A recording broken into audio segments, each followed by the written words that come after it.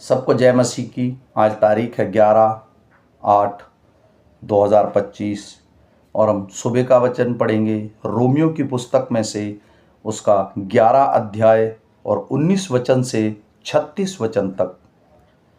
फिर तू कहेगा, डालियाँ इसलिए तोड़ी गई कि मैं साँटा जाऊं।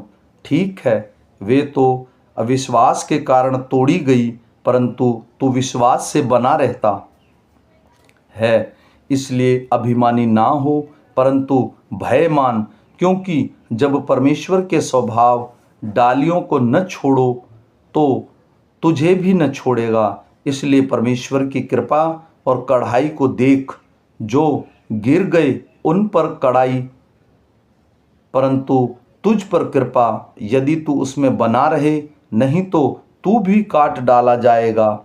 वे भी यदि विश्वास में ना रहे तो साटे जाएंगे, क्योंकि परमेश्वर उन्हें फिर साट सकता है।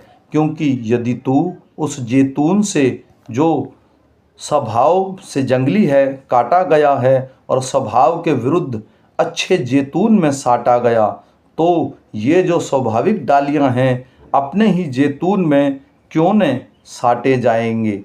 हे भाइयों, कहीं ऐसा ना हो कि तुम अपने आप को बुद्धिमान समझ लो। इसलिए मैं नहीं चाहता कि तुम इस भेद से अनजान रहो कि जब तक अन्य जातियां पूरी रीति से प्रवेश ना कर लें, तब तक इज़राइल का एक भाग ऐसा ही कठोर रहेगा और इस रीति से सारा इज़राइल उद्धार पाएगा। जैसे लिखा है, छुड़ाने वाला सियोन से आएगा और अभी भक्त को याकूब से दूर करेगा, और उसके साथ मेरी यह वाचा होगी, जबकि मैं अपने पापों को दूर कर दूंगा।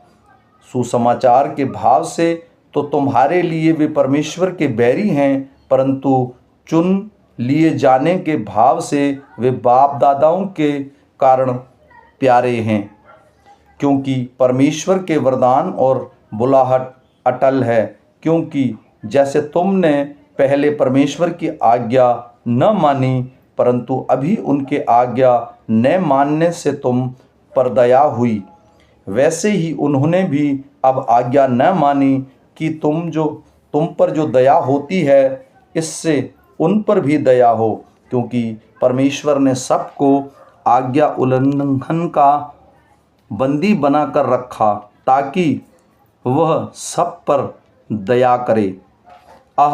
परमेश्वर का धन और बुद्धि और ज्ञान क्या ही गंभीर है, उसके विचार कैसे अथाह और उसके मार्ग कैसे अगम हैं।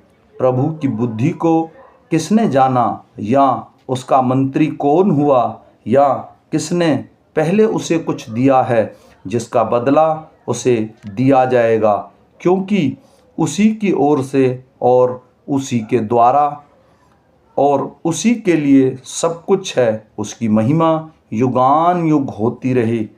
आमीन।